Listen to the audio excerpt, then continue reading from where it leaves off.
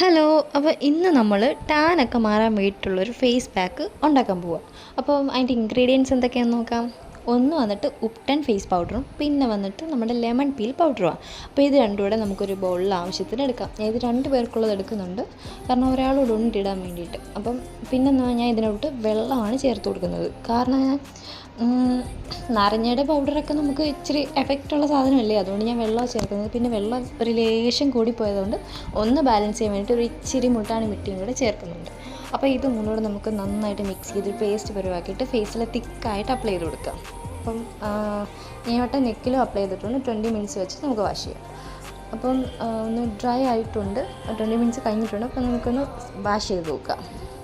അപ്പോൾ വാഷ് ചെയ്ത് നോക്കിയപ്പോഴും ഒരു ഒരു ഒരു ഷെയ്ഡൊക്കെ ഒന്ന് ഒരു വ്യത്യാസം വന്നിട്ടുണ്ട്.